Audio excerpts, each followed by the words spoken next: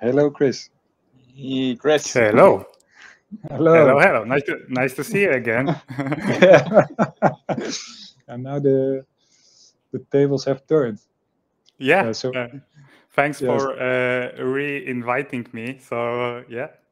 yeah. So maybe for those who missed it, well, Chris, and that's maybe immediately the introduction. Chris is very active online and has a lot of does a lot of webinars and online courses. And well, he actually invited us on a webinar, which was I really enjoyed it and liked it a lot. So it's still possible to view it back online. Yeah, And it's still but now it on the Learn Grasshopper YouTube channel. great. Yeah, so that's on YouTube. Learn Grasshopper. If you find that, then you will definitely see it. Yeah, so that's great. So really nice, Chris, that to speak to you again. How are you doing? I'm doing good.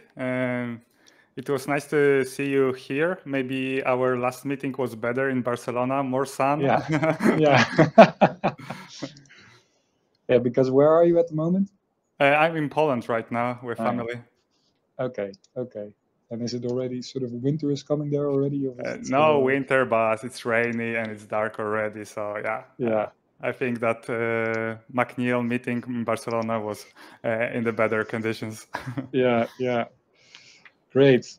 Yeah. So, but at least it's good weather to be inside and do cool stuff with your all the courses that you are, because yeah, you're very active online. So for everybody, maybe yeah, who doesn't know Chris, and of course, if you will like his presentation, follow him online. He's doing really cool stuff. Yeah. So Chris, I would just say, yeah, take the floor. The floor is yours. Yeah, you can just take your time for the presentation, and then at the end we will have questions. So go ahead. Really looking forward to it. And yeah, of course, if you have any questions, so just put it in on the slider. And thanks for this introduction. And today's presentation maybe will be a little bit different than others. I'm not going to show you these fancy examples of using programming Grasshopper or Python. I will show you the road how to become one of the experts.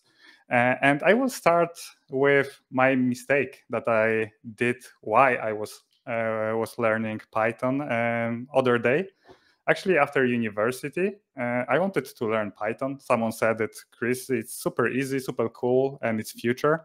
And I was inspired and I started to learn Python. And when I just went to YouTube, I actually can find like thousands of good, really high quality materials. And I started to implement like if statements, making some Excel spreadsheet to receive some information. But as you can see on the screen right now, like making if statements out, it's a hot day or drink plenty of water. So maybe they are not that much related to the engineering work. I'm a bridge designer, a bridge constructor, and for me it was important how I can implement it into my work. How can I build a structure, the bridge from this code? And actually, I find out after that I could not use it at my work, so I just drop it. So one of the lessons that I learned that learning programming in general without a context is a waste of time. And today I will tell you a story of Bob. So you can see the Bob. Bob is an average engineer. So Bob is a really awesome in the engineering.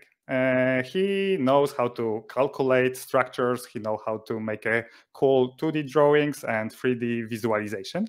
And he don't know nothing about programming. He's really like starting into it. He wants to do it, but actually working just with Excel and AutoCAD last 10 years. So that's why he's become a really super user. So one day, someone said to Bob, "Hey Bob, you should start learn Python." I really like feeling really similar to me, what's happened to me. Like someone just came to me and just said, "Chris, you should start to Python because it's future." And I said, "Okay." And Bob is doing the same. It's beginner friendly, and actually it is. Python is really beginner friendly. Even children in kindergarten are starting with Python. So what can go wrong? And actually, there's many things that can go wrong because learning just if statement functions, lambdas, is not just knowing how to use Python. There's more things that can you have to learn in order to use it at your work. And of course, this process needs time. It's not just you are going to make one online training of the Python and you will going to be a super user of the Python and you will become a developer. So actually, you need a time to learn it. And you have two ways. You can use your private time, do it over after your work hours, or maybe company can pay for that, and you can just do the learning during the work hours. And today I will show you the process that actually is proven by already hundreds of engineers that actually company can pay for you while you are learning programming. So as guys introduced me, my name is Chris, Krzysztof Wojslaw. You can call me Chris. I'm an educator. I quit my permanent job as a structure engineer 1 year ago, and now I'm 100% on producing trainings and educating people. And I'm also connected to the universities. I'm an academic lecturer on the Norwegian University and on the Global Master's Program at Ziggurat. So today, we're going to talk in my opinion, the easiest path to learning Python in the AEC industry. And Python is a language. So everyone says that the best way to learn foreign language is to speak with natives. And in this case, I think it can be really dangerous. So we need to find a different way. Many people will say to Bob that he should start as me. Just go to YouTube, check out how to write a hello world, how to use if statement. And for many people in the industry, that will work. Especially early adapters, especially people that have been working with visual programming for the last 5 years. So they will be really into programming. So I'm not talking about like early adapters, like fans of new digital methods. I'm talking about the rest of the industry, that this process will be a little bit different and will need maybe more time and a little bit better strategy. So today about 6-step process. And we will start from the top. And every architect and engineer should start with to understand what is computational thinking process. So in just one sentence, it is a process how computers are solving complex problems. It's not like how computers are thinking, because computers cannot think. It's just the approach how to solve a really big problems. So the first step, what this computer is doing, is the breaking problem into smaller parts. The next one is a pattern recognition. So analyzing and looking for repeating sequence. Computers are really good at it. Next, abstraction, just focusing on the most important thing to solve in this case. And the last one, of course, making an instruction step-by-step process. And if we will look from the engineering and architect's perspective, so we are actually quite good in that. During our studies, during our work, we've been using the same process that our computers are using. So first one, like the composition. When we are calculating structure, of course, we are doing global analysis, but we have to split our calculation into foundation calculation, columns, slabs, and so on. So in this process, we are really good. Pattern recognition, of course, we are using the same processes from previous project. For example, if we have one foundation calculation from previous project with similar load combination, so we are going to take this, let's say, Excel spreadsheet, and we are going to use that, or even other software template to use. Next one, abstraction. And designers are focusing on the special task, just using, for example, Eurocodes to calculating the columns and using, for example, wind loads for the particular case. This is abstraction, just thinking about what is most important to calculate this one. And the last one is creating algorithm. And this is where all architects and engineers still sucks. And I presented here visual script by purpose, because this is the easiest way for architects and engineers to understand algorithms. We, I'm also an engineer, we are more common, like used to objects, to the representation than the just wall of text. So this next step is visual programming. And here we are starting to creating our algorithm, and this is the best way how company where we are working can pay for our work. Because sometimes, for example, let's start with creating 3D objects, and we can create an algorithm, and maybe it will take the same amount of time, or maybe even a little bit more. So it will be advantage to maybe step back and maybe use more time for creating one simple algorithm for, let's say, creating a columns that you will do anyway. That's why you will start to implementing code and start to using for really small tasks. So really setting the bar low with visual programming is the key here, especially that you have lots of connections. You can connect it to all the tools that you've been using, like Tekla, like Revit, like FemDesign, like Robot. So this is the best way how you can implement this at your work. And of course, I'm a Grasshopper fan, but you can use also Dynamo for that if you are working with Autodesk softwares. So for the choosing the simple task, for me should be no-brainer. Starting creating small scripts.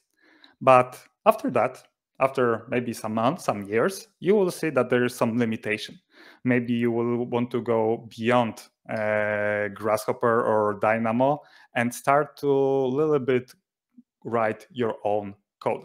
So this is a common step that all the visual programming are challenging, meeting the wall that you are limited by the visual context. You cannot create more advanced scripts. You are getting drowned in the spaghetti monster. So maybe this is time to look for Python. And still, will still be in the Grasshopper or Dynamo environmental, into visual programming environmental. Why? Because we are already familiar with that. We have already lots of connections, especially to the softwares that we are using already. And we can take that this is our kind of next step, okay? We are still staying in the environmental that we are kind of friendly, we are used to, but we are starting writing our code. And here, 2 examples of simple codes done in Python, in Grasshopper or Dynamo. And just repeating this process, being familiar with all the work that you've been doing and actually using in the work-related context. And after this 3rd step, so we can go maybe to another environmental. So as it was presented today, Jupyter, excellent tool for creating reports, graphs, making really good visualization. Like on this, like you will see on the screen, we can implement 3D object representation with a great visualization with the colors that we can share with our colleagues and discuss. As you can imagine, doing that in my Word document or Excel, it will be not possible. So again, going a little bit one step, next step will be going outside environmental to the new one. And VIKTOR, of course. We are speaking about VIKTOR today, so this is also a huge improvement into engineering work, because we are not in the text wall. we can use already libraries. We can use already concept that someone else was created for us. For us as engineers, we need to pick up the special codes that someone created and create our own engineering app. And maybe what is most important, share it with your colleagues in your company or clients. And the same with Excel. Just a few months ago, Anande, together with Microsoft, they announced that they are going to implement Python in the Excel.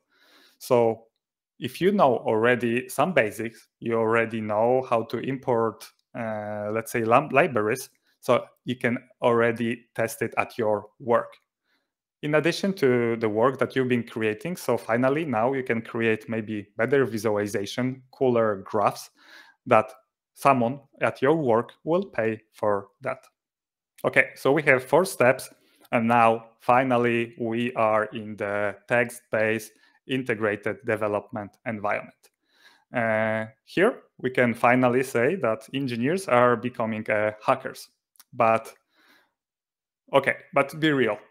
Engineers, like if we are going to make engineering stuff and developers are going to do developer stuff, maybe you can call in this point as a computational designer, that are having much more fun doing the work, because becoming an AEC developer is much more difficult process than just using Python in the some Visual Studio. So in this step, we are in the text. Yeah, we are in the wall with the text. And if we remember Bob from the presentation, if we will say to Bob at the start, Bob, you are going to work in this way, you are going to work with this text, and he will say like, no way. It's not going to happen. I don't understand. Is it just some strange letters, some functions? Everything is black. I'm not feeling like common in this environment. But if Bob is going through the whole process, it will be easier to understand everything. And the last step is advanced programming. And here we are going to access programs API. So for example, if someone working with Revit or Rhino or Drupal or FemDesign or Blender, so finally going through all the process, engineers can create own tools.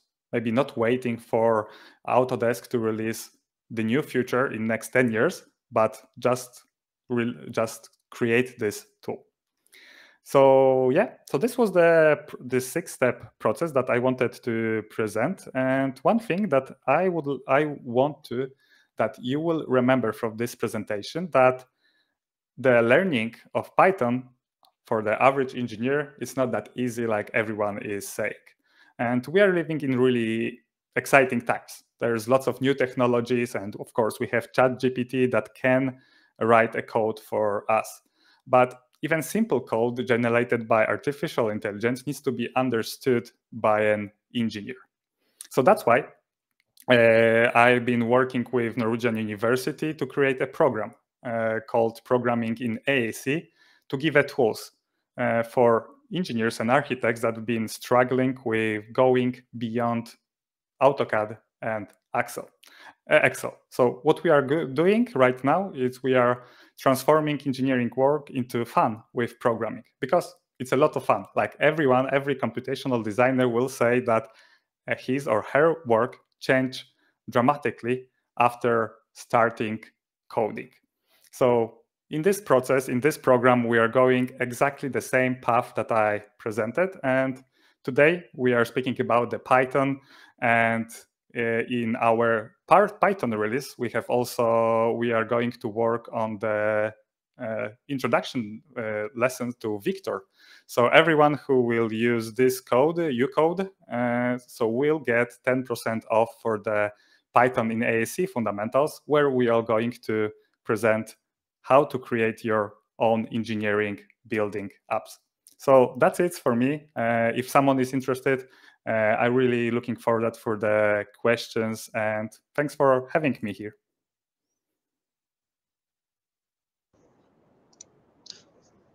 Thanks a lot, Chris.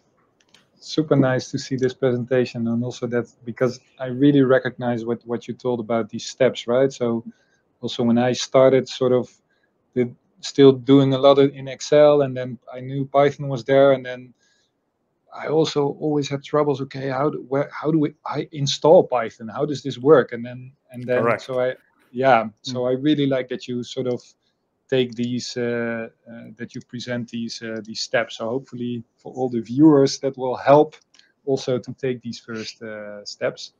So I was wondering, yeah, sorry. Oh, no, I just wanted to just that is not the process that I just created. It's been used by also universities that are being teaching students, not the future IT developers, but future engineers, structural engineers, and I think this is an important factor here.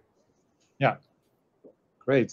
Yeah, so I can, and I really like that you also organize this Python in the AEC course, because I can imagine that helps a lot also with going over this first threshold, right? That you just also learn, okay, because I guess you also learn really the basics. How do you install Python on your machine, and how you sort of can get it running?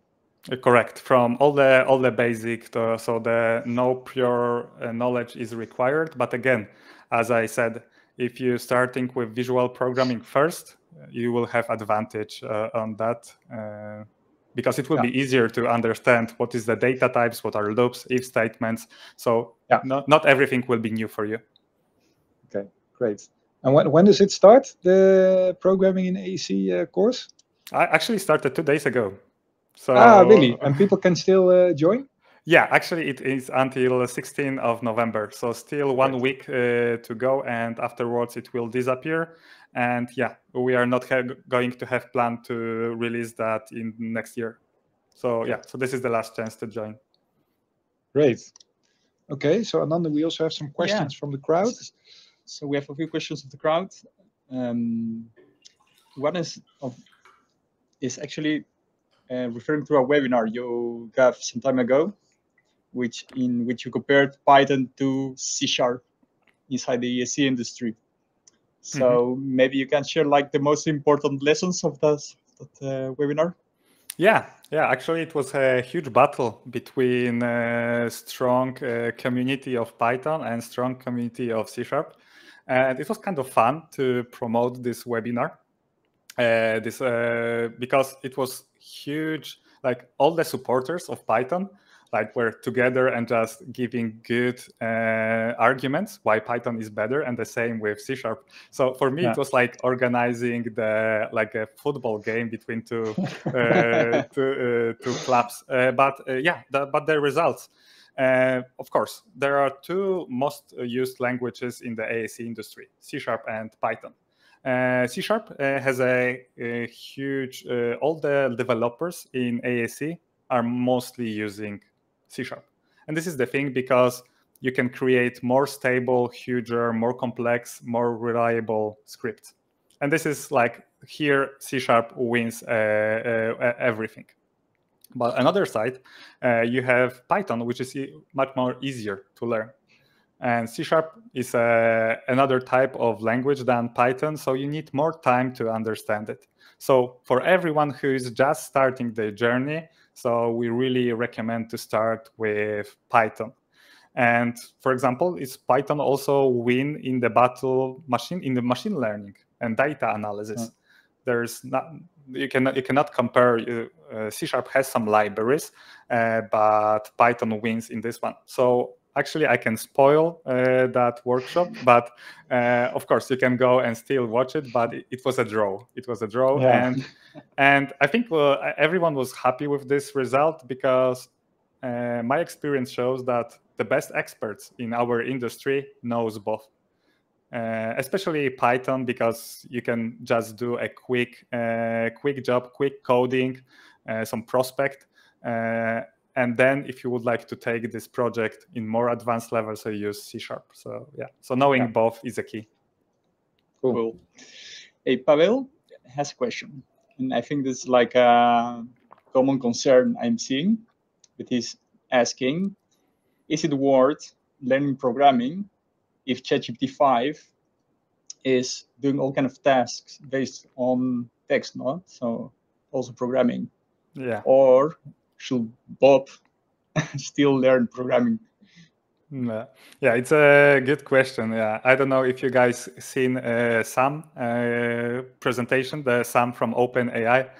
He presented how to develop tools and just writing a text. And I think it's the same question like when engineers, let's say 30 years ago, when with finite element methods software came.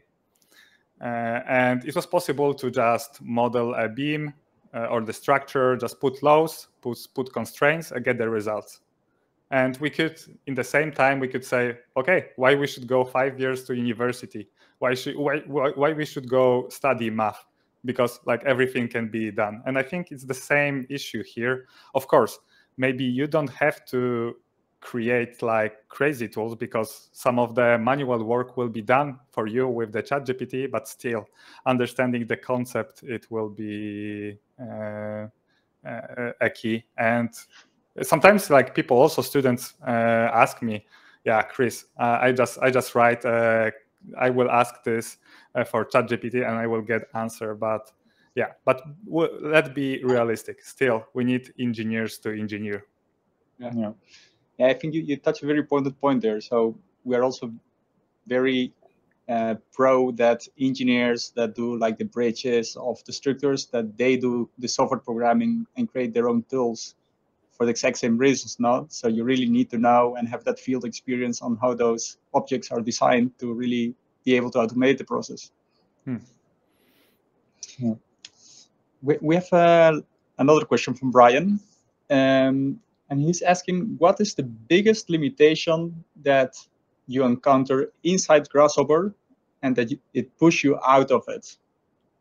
Yeah, especially making more advanced softwares, like doing programs that are needing more computational time, dividing that in the different scripts was really difficult. So for like a concept design, for creating something fast, and it was great, but afterwards you cannot, like, you made some limitation that maybe just changing like full spaghetti monster into one node, into one component, just give you like, first of all, readability and sharing inside a company. So I will say that. And the second thing is that not every single function that you have in Grasshopper you will have in Rhino. So actually you can use Rhino common through Grasshopper to use some comments. So I think these two limitations. And of course, it's fun to go beyond visual programming because, as I showed in presentation, when you go to work with Open API, so the new fun is beginning. Yeah. Great.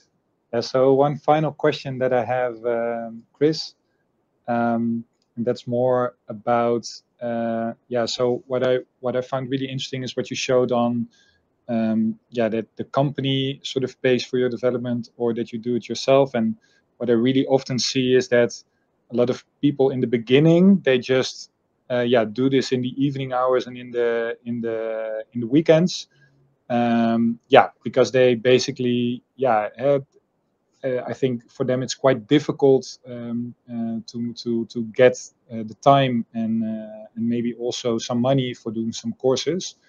So I was wondering, could you maybe, for people who run into that and think, okay, I'm super enthusiastic, however, my company is just, of course, pushing for me to work on projects, and also from your personal experience, at some point you also started doing these kind of things. Can you have some recommendations out of your own experience for that?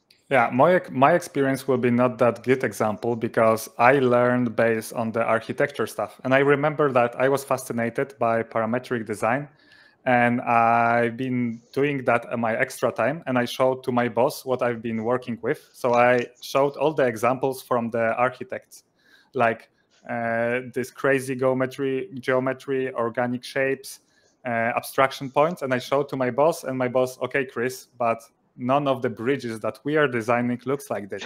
So so I will not pay, and I will not pay for that. And at this point, I was missing like it was the trainings for engineers. And that's why I just quit my job and I created my own training that are actually solving like real issues. So of course, my recommendation will be go to programming in AEC or learn Grasshopper and start actually using that in the practice. Yeah, very nice. And I can also imagine that you have also, when you follow you online, you have quite a lot of examples and things that you show, and maybe that can also help people to indeed also prove at this point that you can say, hey, this is really used by structural engineers, civil engineers, etc., and it can bring a lot of value and added value there as well. Yeah, find examples. So there's plenty. I've been a guest on the McNeil channel and Timo, who was presenting today, and we both of us showed cool examples and be inspired and just try to replicate them.